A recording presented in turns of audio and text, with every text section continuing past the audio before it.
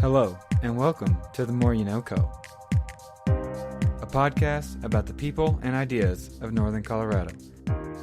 I'm your host, Ivan Wayne. Let's go! This time, I got to sit down with Dr. Michael Alexander, the director of the music department at the University of Northern Colorado.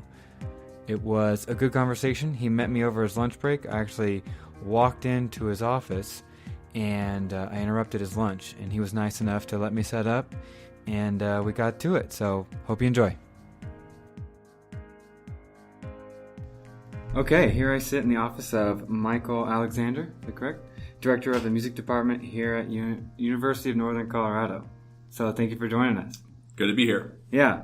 I reached out to Dr. Alexander. Is it doctor? Mm-hmm. Dr. Alexander, sorry. Because well, twofold. One, I saw you on the website for the Greeley Unexpected campaign.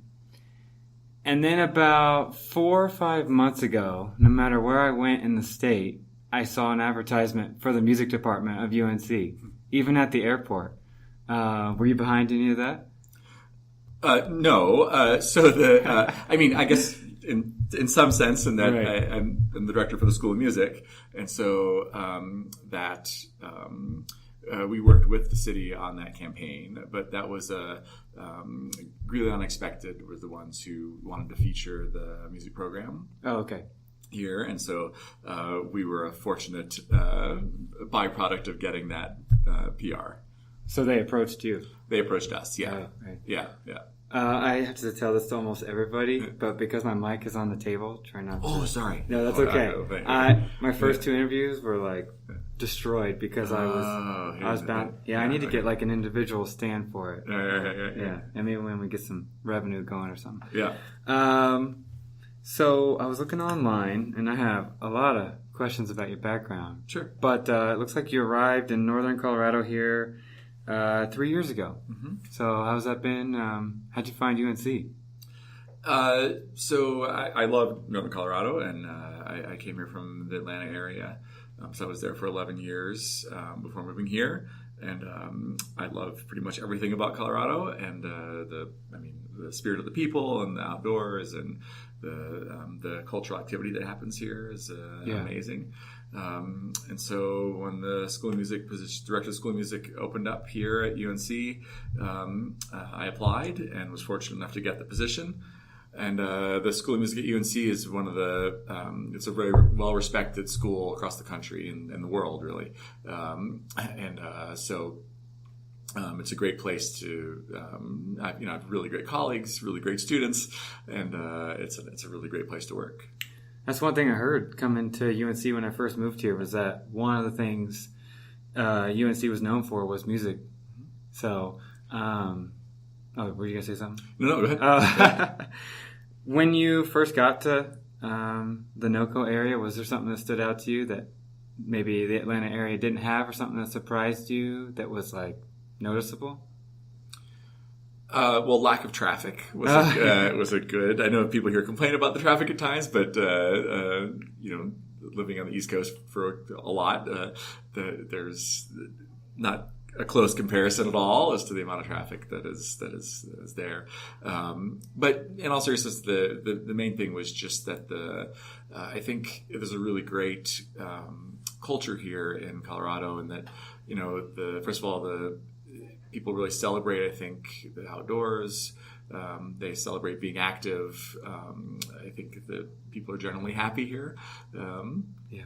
I think you notice that right away when you come here, and it's also a great place for the arts. There's a big emphasis put on the arts in this state, which is really refreshing and great to see. And there's so many great artistic organizations and professional arts activities that occur, and just a general willingness for the population to embrace it, which is a really great thing. Right. So you feel support for the music program from the community here. Yeah, absolutely. So that's, I think, within Greeley itself, certainly, I think there's a certain amount of pride amongst everybody in Greeley that we have a really great School of Music here, and that's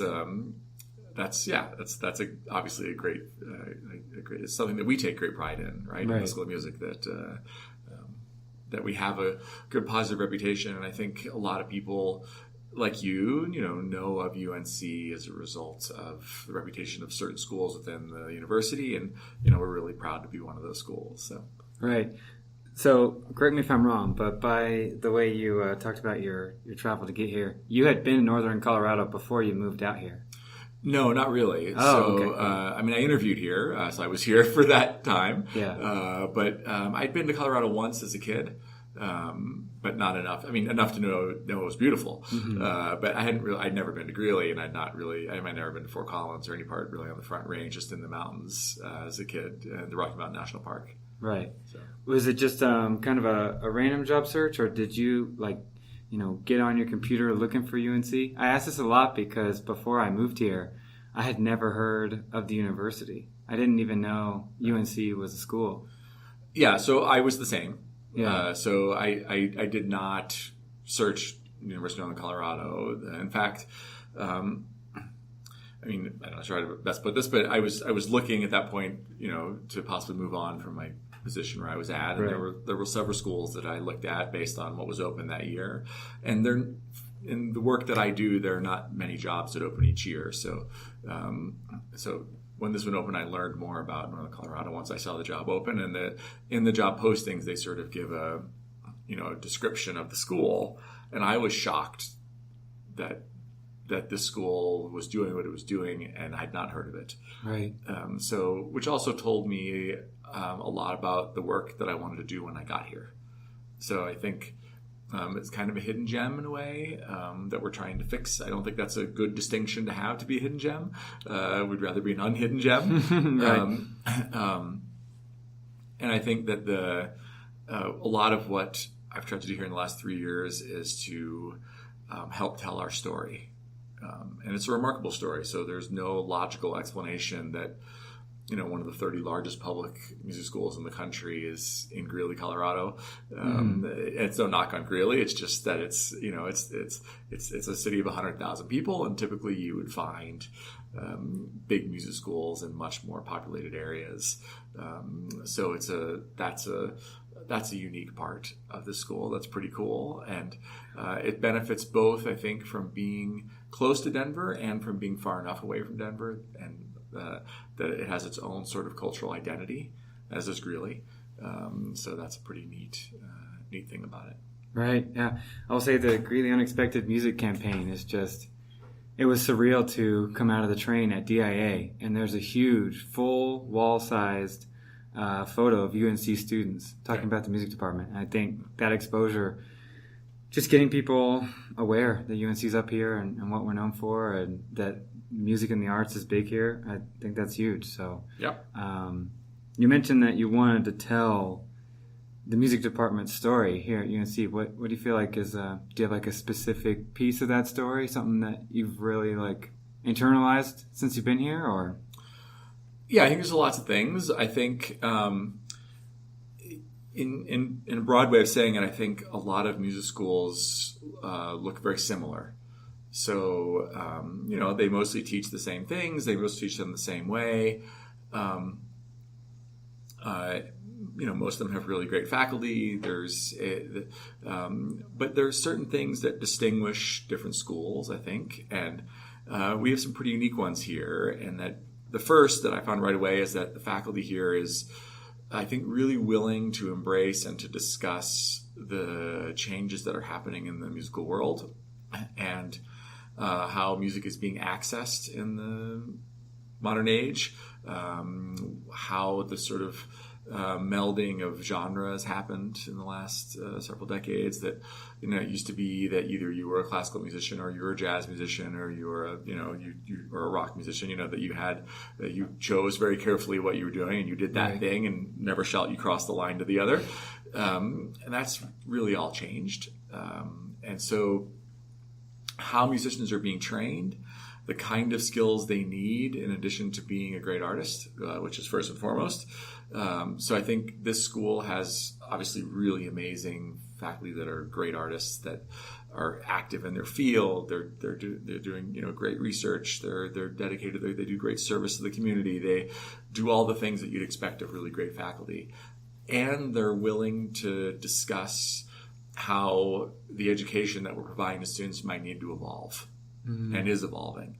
And I think that's pretty rare. And so a lot of the story that we're trying to tell, I think, has to do a lot with that, that we're sort of choosing to not be afraid of the changes that are happening in the world of music. We're trying to embrace them and to adapt quickly, or as quick as we can, and still provide really great artistic training to all the students that want to come here, and provide them the kind of training that is useful for them when they get out, both as teachers, as scholars, as performers. And the other things, I guess I'll say, there's a lot of great legacies that have been left here at UNC that I'm fortunate enough to inherit. One is as a great tradition of being a really fantastic place for education. And so, one of the statistics that really struck me when I got here is that over half the music teachers in the state of Colorado have a UNC degree. Oh, wow. Which is a pretty amazing statistic when you think about it. And also that, we have this award-winning jazz program that, again, is, one of the few jazz programs that offers a doctorate in jazz, that we are, really pretty forward-thinking, not necessarily that we have a jazz program that does that, but the fact that we that a long time ago someone was willing to start a jazz program that has developed that way before that was really in vogue. Now there are lots of great jazz programs, but we've had one for a really long time. As a person who's never took a formal music program, why was jazz kind of late to arrive in the university, and for having majors offered for it? So that's a really good question, and I'll try to explain it as best I can. Okay, cool. Jazz was a couple reasons. One is that jazz is often taught through sort of oral tradition. It's not always written down. It wasn't always written down. It wasn't academic. It didn't come out of the academy. Okay, so you didn't necessarily have to have formal training to be able to do it. Right? You had to learn how to improvise. There's the history of jazz itself didn't come through universities. That's for sure. Mm-hmm. So it took a long time for it to, once it became an established art form, and it took a while to enter the universities. And there's an argument whether or not that's good or bad, right? Whether or not that honors the art form or not, for sure. Mm-hmm. But a lot of schools of music, I think, were slow to accept the fact that it is a uniquely American art form. It's one of the few we've produced, and so it's really important, I think, for an American university to teach jazz, and also the skills of improvisation. So I think nowadays that's really changed. Like when I went to music school, I never learned how to improvise ever. And I wish that was a huge hole in my education. And nowadays, if I were to be an actively performing musician, I made my career as an orchestral conductor, where it's less important that you improvise. But for most modern musicians that are teaching or performing, you have to know how to improvise. And that's a really important skill that is really valued in jazz. And so I think that's why it's now largely come more into the universities. And there was a movement within jazz that sort of became a little more cerebrally based. Maybe, I don't know how to say that in a way that sounds kind of strange. But in other words, the music became much more written down, much more. Composers were really thinking much more about posterity of the piece, maybe that they wrote, as opposed to an older generation in jazz. And so that lended itself more to the study of it, the performance of it in different ways.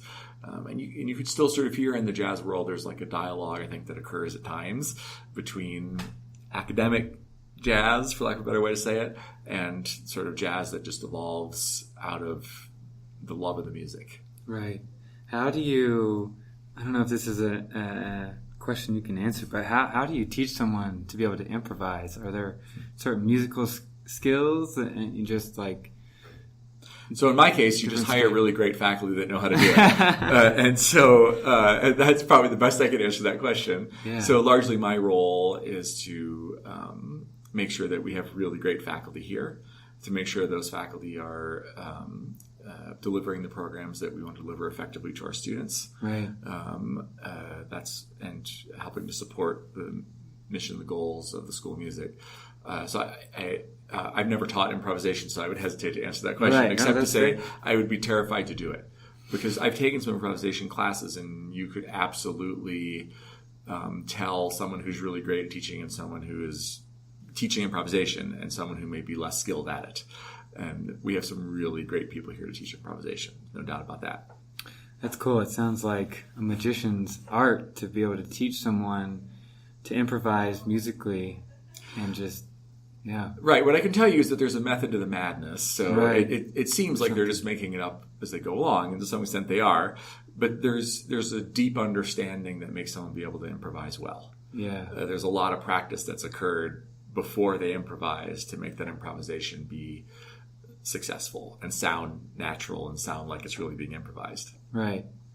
That's so neat. But it's not like someone just picks up the horn the first time and makes it up, right? They've practiced for hours and hours and hours to be able to improvise. Right. No, I feel like that translates into a lot of things where a person's creativity can really be increased if they know the ins and outs of the business or the art form that they're trying to be creative in. I feel like it's a famous quote. I can't even remember the wording, but it said something like, the more you know the rules, the better you can break them. Yeah, it's right. Like exactly right in music. Right. Yeah, there's no doubt that's how music works. Oh, okay. Yeah. Sweet. You mentioned earlier that you all try to be flexible with the changing music styles. Do you feel like that's appreciated from freshmen? A lot of times, 18, 19, coming into college, maybe they don't know exactly what they want to do with their music career yet. Do you feel like that helps? Yeah, that's a really great question. So I think one of the things that's difficult for an incoming student in music is that they only understand the world that they understand when they arrive, right? So they're going to have a perspective that can be somewhat narrow, right? So their musical perspective might be that they played in a high school band, or that they sang in a choir, or that they played in an orchestra. But often that they've taken private lessons with a teacher on their instrument or voice. But they may not necessarily be exposed to as much to the broader musical world. I think that's changing quickly because of technology. So I think now I'm seeing more and more students in the last 10, 15 years that come in, or that are expecting to be able to come in and share their ideas about the kind of music they want to produce or teach. And that's because they can now do it. If you have an iPad, you can make music. Right. And that's pretty new. Well, I don't know about new anymore. I mean, it's been around for a while. But the idea that the students who are entering college now, pretty much for their whole life, they've been able to hold a tablet and compose. They've been able to put their music instantly out on SoundCloud or on something like that. Right. So they view, I think, the musical world in a much different way than 20, 30 years ago when, if you wanted to get your music heard, either it had to be a live performance or you had to get a deal with a record company, which was, not easy to do. You couldn't really home record so easily. Nowadays, the idea of a garage band is, yeah, I mean, it may not sell thousands of records, but, you can, it's not hard to produce your own music anymore. Right. So that's really changed, I think, the perspective of a lot of students coming in. So, yeah, I think they are looking for often a university that can help them achieve the specific goals that they have. And often when they get here, those goals are broadened and can be sometimes changed because they just realize, oh, I never knew that existed over there. And they listen to that thing, or they go to that concert, or they have that lesson with that teacher, and they're like, I can't believe I didn't know that existed. And that might shift their sort of musical view. It makes me wonder about all the music students who didn't take a music major because they didn't know what was possible, or maybe they didn't have access to an instrument 20, 30 years ago. And what you mentioned is there are negatives that can be said about technology and social media and stuff like that, but a huge positive benefit that I hear is that people come into the university with a feeling of possibility and ownership because they've been able to make music from a young age, even if it was rudimentary.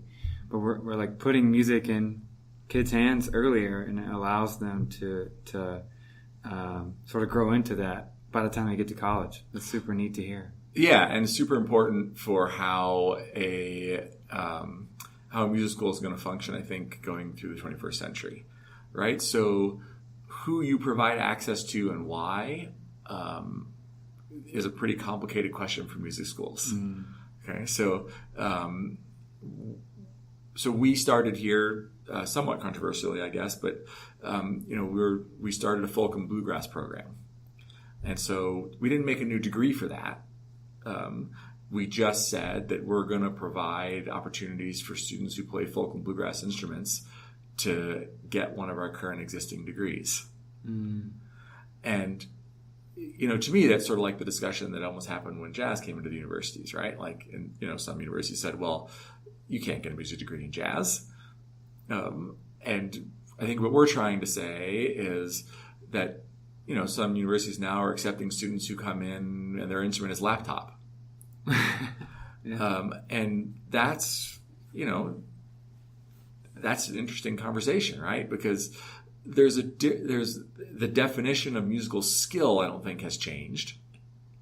Like, you still have to have musical skill. Mm-hmm. Like, that's unchanging. So if if you can't play the clarinet in tune, no one's going to want to listen to you play clarinet, right? But if you could play the clarinet in tune and you have something unique to say with it, I'm using that as an analogy, right? Then you really have an opportunity in the modern world to have your voice be heard, and that's what we're trying to do. Wow. Students that are coming in, you said their instrument is laptop. Is that like electronic music? Or? Right. So right, and yeah, exactly. No, we don't right now have any laptop. We have all kinds of people who use laptops to create music. That's all of our students, mm-hmm. I hope. But we have yet to accept our first student on laptop. Right. Electronic music. Yeah. Right. Well, because I had to pop up in my mind that EDM, electronic dance music, has become insanely popular in the last decade. Sure. Seemingly out of nowhere. Yeah. And I just kind of wondered for a second if EDM music was taught at a music school, or if that's just kind of like something that everyone decides, like, we're just going to let that happen on its own. Right, and that's an amazing question. So some schools will choose to teach it, and some schools will choose to ignore it. Wow. And right, I mean, who knows? If we don't know if it's a fad or if it's a thing, but it certainly has changed who has access to music school. So 30 years ago, if you came in and you said your instrument was a computer, that wouldn't even have been a discussion, right? Mm-hmm. You're not getting into music school. Nowadays, there's a pretty interesting discussion that can be had whether or not that's a demonstration of musical skill. Right. I imagine that classroom is very intense, a lot of bass, and I feel like that teacher has got to be a special kind of person. Right. But just if that's taught, that's interesting. You mentioned that something was controversial. Was that you had a bluegrass and folk program, but you weren't offering it as a degree? No, just that we not many schools will let you take fiddle as your major. Oh, okay. Or mandolin or banjo. So if you play those instruments, you just can't go to music school. Oh, I see. And so we are sort of challenging that notion, right? Yeah. So why not? And how do you?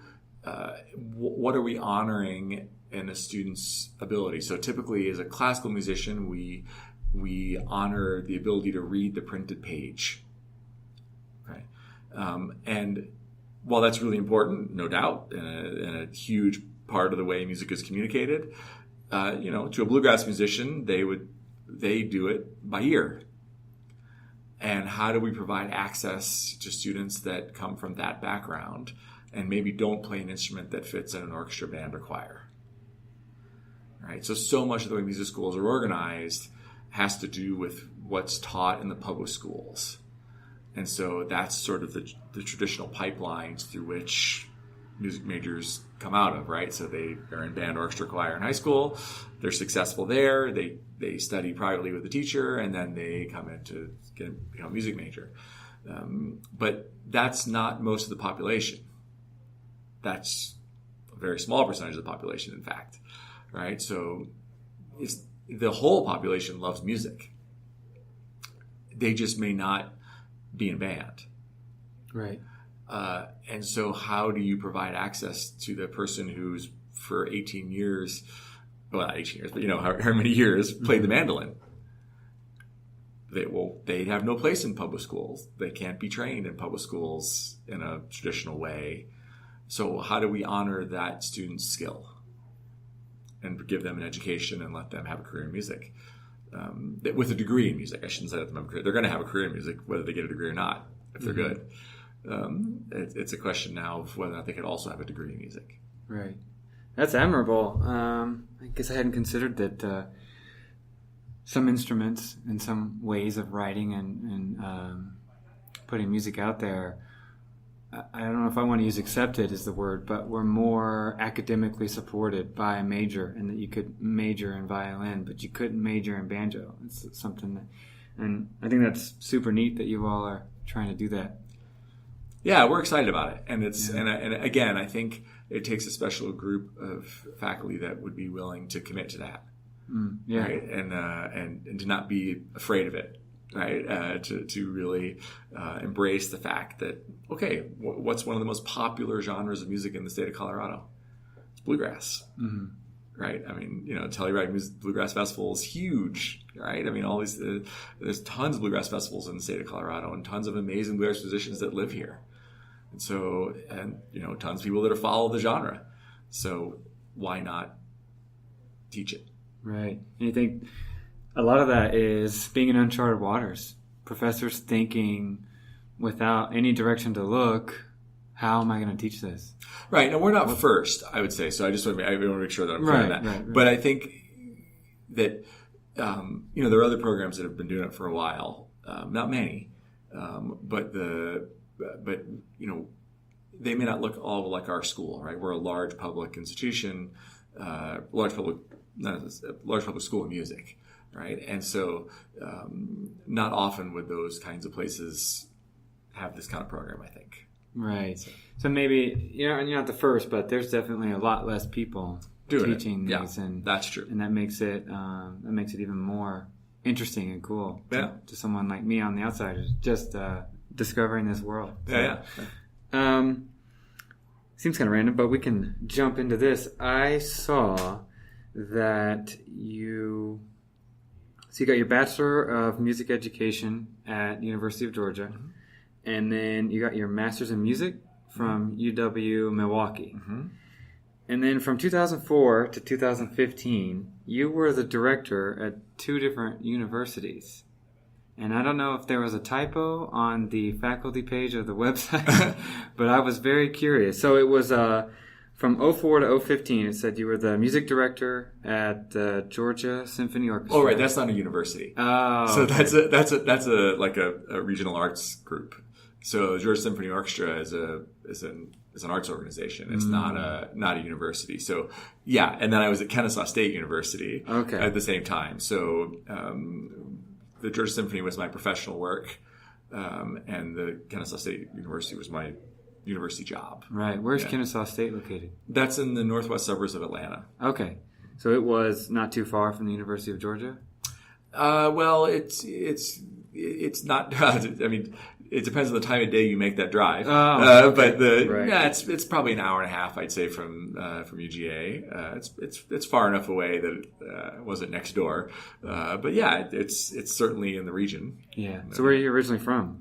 Upstate New York. So upstate New York. Right. Yeah. Wow. Do you mind embellishing how you ended up down in Georgia? Correct me if I'm wrong here, but you go up to Milwaukee for your master's. You do your doctoral program at UW-Madison. Mm-hmm. You end up back in the Atlanta area, mm-hmm. and then now in Northern Colorado. Correct. So, how can I embellish on this more? University of Georgia, I went to do my undergraduate. I just was looking for a place to study music, and I was fortunate enough to go there.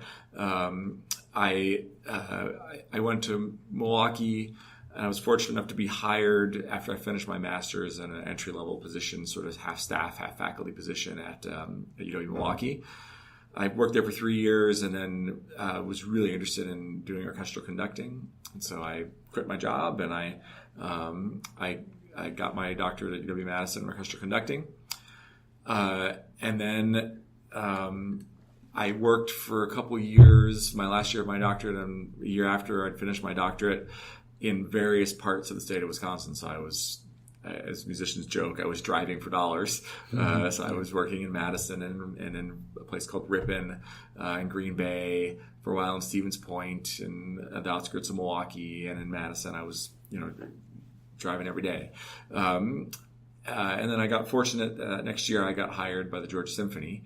I wasn't intending to go back to Georgia, but as a musician, especially one who's trying to start an orchestral conducting career, if it was a job, I was going to take it.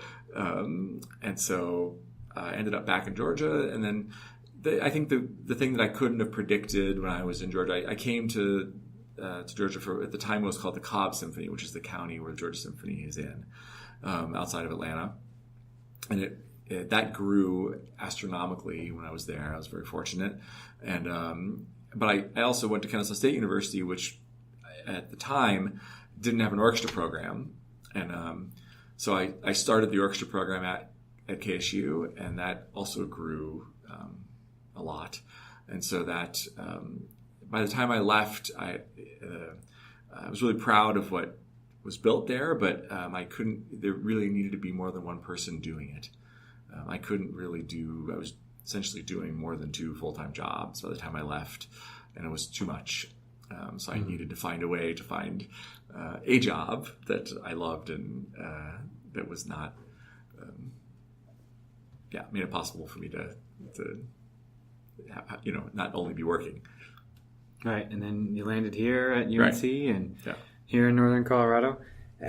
Spending time in Wisconsin, I don't know, because you're not from Wisconsin, this conversation may not come up, but have you noticed the amount of Wisconsin transplants here in Colorado? Yeah, actually, you do meet your fair share of them. Yeah. It is. I think Colorado feels very much like the Midwest to me in a way.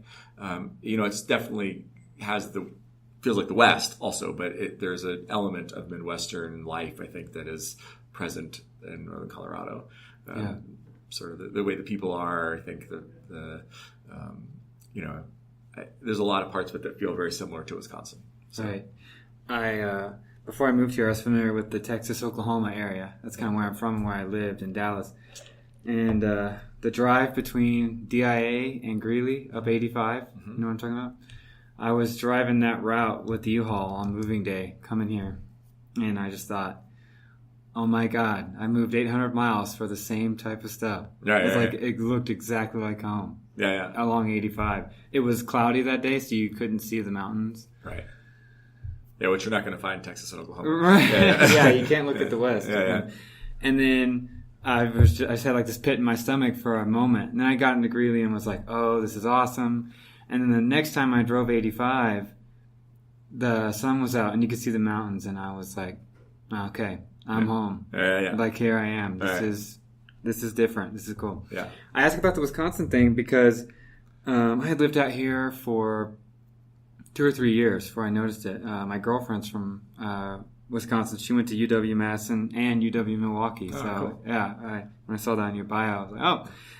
But she kind of showed me how many Wisconsinites or Scotties are out here. And it was like, once I noticed it, I see Bucky Badger stuff all over the place. And it's like, why did y'all move here? Like, everybody from Wisconsin is like, hey, let's go to Colorado. Yeah. So I found that super interesting. And I visited Wisconsin for the first time over Memorial Day weekend. and really enjoyed it. It's my first time in Wisconsin.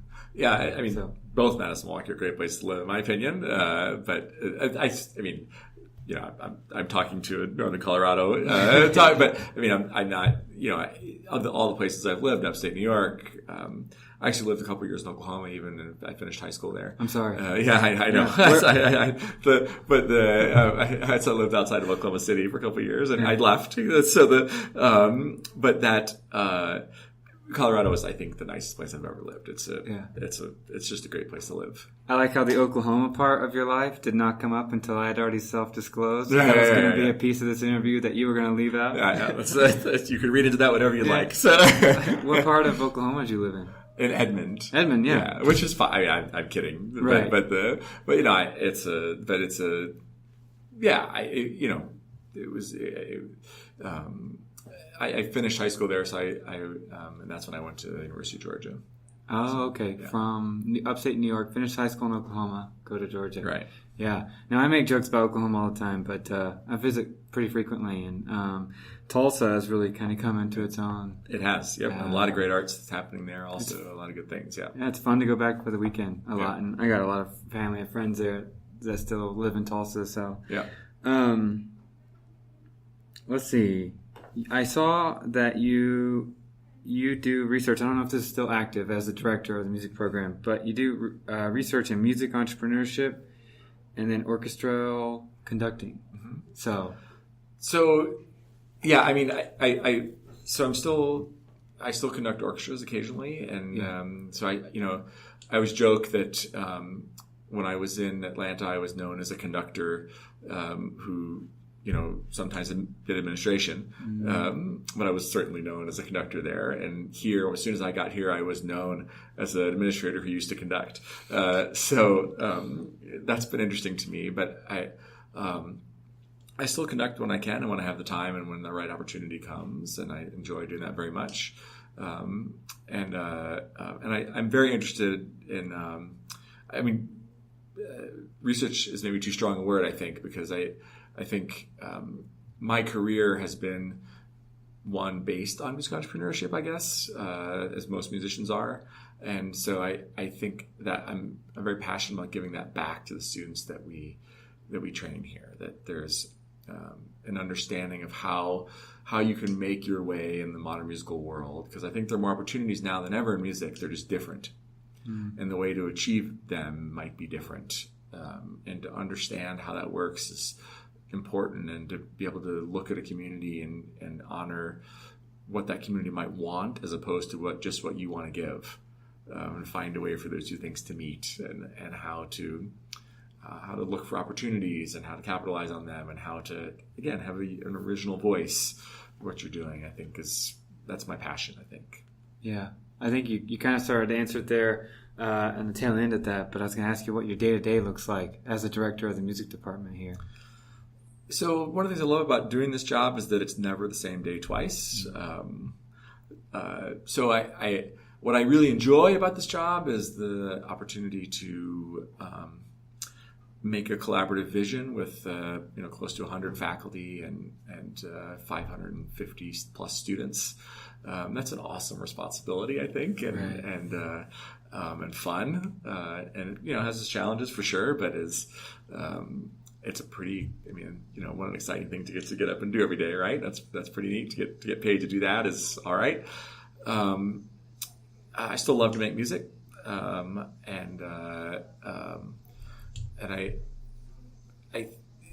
my day-to-day life is a lot of, the mundane part of the job, I guess. Mundane is the wrong word. There are some mundane parts of the job. There's some just administrative things you have to do, right, that are part of doing any administrative job. Every job. Yeah, but most of it is dealing with people, which I really enjoy. So I really enjoy talking to my colleagues. That's fun. Like I meet with I meet with several faculty every day that I'm working here, and that's exciting. It's exciting to support what they're doing and to hear the challenges they face and try to solve them. And I really like that. And then I also really enjoy the idea that we're trying to provide an opportunity for students to do what they love. And that's I think not every major could say that. right? I think some people go to college to get a job. And I think, while certainly, musicians want to work, I think most of them start it because they want to do what they love. And that's fun to try to help people, I think, who have that desire. I think it's a courageous thing to do in a lot of ways, and important in the world today. So I do think, given the current state of the world, and that musicians can play a really important role in just the overall health of a community. I think one of the reasons that Colorado is a relatively happy place is because there is a lot of cultural activity, and it helps bring understanding. It helps bring people together. It helps, some of it's a little cliche, but there's some truth to it. It's, I think it helps people to have great music in their community, music that they love and that, that they're a part of. And that's an exciting thing to try to help produce in a community. Yeah, I've always said that regardless of how much you enjoy seeing live music, there's power in seeing someone create music in front of you and possibly even getting to talk to them afterwards, especially if you know them. And, absolutely. Yeah, I enjoy Friday Fest here in Greeley for that reason. And one thing I will say about Northern Colorado is I feel like if you want to see live music, you're not going to have to drive more than 20 minutes to find one. Right. There's no doubt about that. And that's a great thing about this state. I mean, it is, and any kind of music. That's also, some states, you find great this or that, but maybe not so much the other thing. But that's just not true here. I mean, Bravo Vale and the Aspen Music Festival, Breckenridge, all these amazing arts festivals that happen every summer that are here. Music festivals that happen every summer, all within a short drive. I mean, the Colorado Symphony, Opera Colorado, all these great arts organizations that are close. And then in the same minute you could see, there's Red Rocks, which is going to have, right? I mean, every major act that's in the world comes through Colorado now because of the support for the arts and support for music, and it's a pretty great place to be. Right. Yeah. You remind me that I during this podcast at some point for our listeners, I wanted them to be able to go to a UNC student show if they wanted. Correct me if I'm wrong, but I think the two main venues you all put stuff out at is either the theater here inside Fraser or the UCCC. So downtown? Yeah, that's actually changing. So I'm glad you mentioned that. So, okay. So first of all, you can just always go to our website and it'll have an event listing that's happening. And people, I think, if you haven't seen one of our student productions or our faculty recitals or guest artists we bring in, I encourage you to do it because it's really amazing what they produce. But we're in the process of completing construction on the campus commons, and inside the campus commons is a brand new performance hall. And so almost all of our activities starting late this spring of 19, and certainly being in fall and summer of 19, are going to be all the campus commons.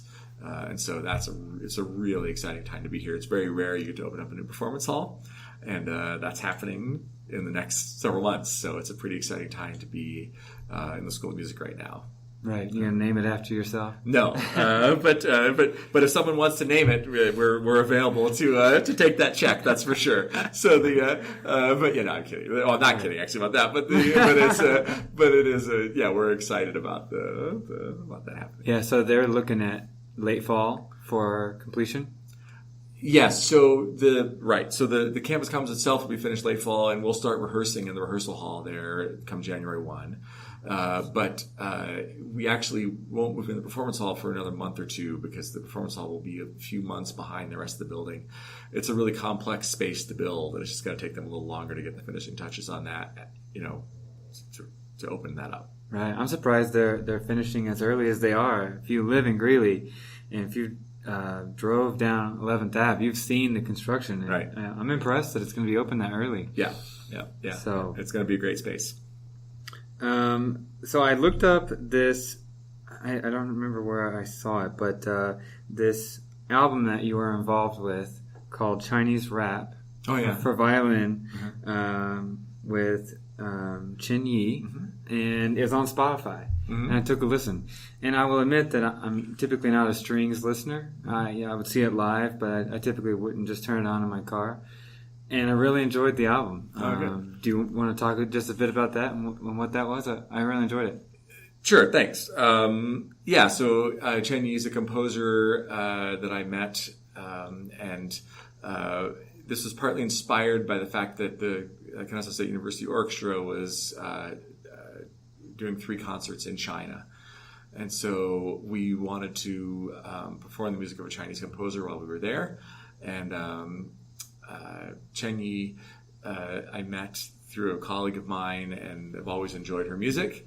And so we sort of formed I corresponded with her several times. We performed one of her works, and I really enjoyed connecting it. And when we came back, we decided, my colleagues and I decided we wanted to really produce an album of her music. So we commissioned this piece. I had a colleague who was a brilliant violin player at KSU, who's a really amazing performer. So it was dedicated to her, that piece, Chinese Rap. And so that's what we did. In my office you could see there's the thing. So I'm really proud of that, and there's a lot of reasons why I'm proud of that album. One is because I think it's important that we got.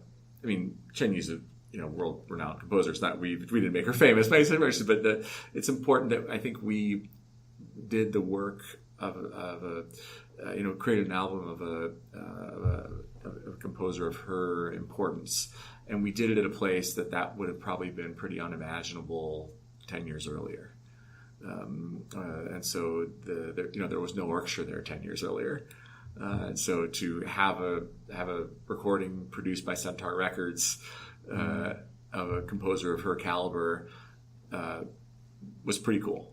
Yeah, and there were some folk pieces after the main 10-minute piece. Right. Were those just other pieces you found that you enjoyed, or? Right, and those my colleagues there were pieces that they had decided they wanted to do of her music that had already been written. So the Chinese Rap we commissioned, so that was a new piece. The other pieces were already pieces she had written, but we just wanted to put them together on one CD. Yeah, it was super neat. Anyone out there, I suggested Spotify, Chinese Rap for violin and orchestra. It was the first thing on albums, so it was super easy to find. About 47 minutes here. I want to ask you 2 more things before we wrap up. Besides the music program and your position here, and you might have alluded to it earlier, but maybe go into more detail. What is one thing in your 4 years here now, or 3 or 4? Yeah, my 4th year, third year. 3 years I've been here, yeah. Yeah, that has that you've really enjoyed about Northern Colorado. Outside of what I've said, I love to hike, so that's for sure a huge highlight of living here. Mm-hmm. I love to play soccer, and so they have a really great adult leagues that are here that I play in, and so you play here in Greeley? I play indoor in Windsor and outdoor in Fort Collins. Oh, nice. But a lot of people from Greeley play in those 2 leagues, yeah. Right. So it's I love the ability to be active, and every chance I can get to go hiking, I do it. When I first moved here, it kind of struck me that everybody wants to vacation where I live. Yeah, which is pretty cool. Yeah, it's hard to get used to. Yeah. It's you don't have to vacation as often when you live right next to Estes Park and Breckenridge and Winter Park and Denver and Pikes Peak. Yeah, it's really enjoyable. I'd heard that Northern Colorado has like a substantial amount of adult, casual, and competitive leagues for all sorts of stuff. And I've been meaning to sign up for something over the summer, but I forgot about it now until you mentioned it. But that's neat. Yeah, it's pretty cool. So, all right. Well, thank you, Dr. Alexander. If anyone would like to reach out to you, any inquiries about the program or whatever, just email is best, or...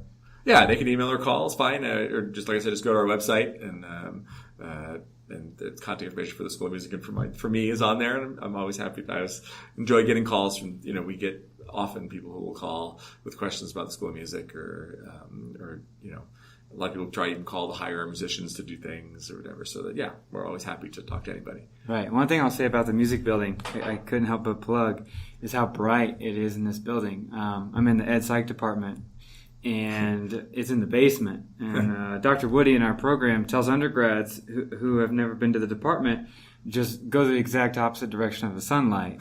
And I wish he were joking. I mean, it is like, if you're there long enough, you forget what sun rays look like. Here, like your office has 2 nice big windows, and the music space is really neat. And just walking into the music department, this is my 3rd or 4th time ever to be in Fraser, and you hear piano and you hear clarinet out the window, you hear music, and there's a great energy in the building, that's for sure. Yeah, and I'm not a music major. I never have been. I played piano when I was a kid.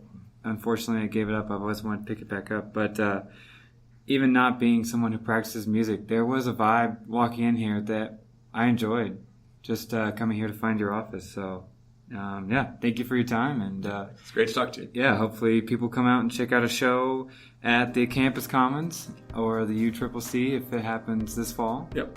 And, thank you. Thank you. I want to say a very special thanks to Russell Isaac Long, the man responsible for writing and mixing all the music tracks used here at The More You Know Co. If you'd like to access any content in addition to these episodes, check us out on Instagram, Facebook, and Twitter at The More You Know Co. If you have ideas for people you'd like to hear on the show, hit us up at the email themoreyouKnowco@gmail.com. Until next time, peace!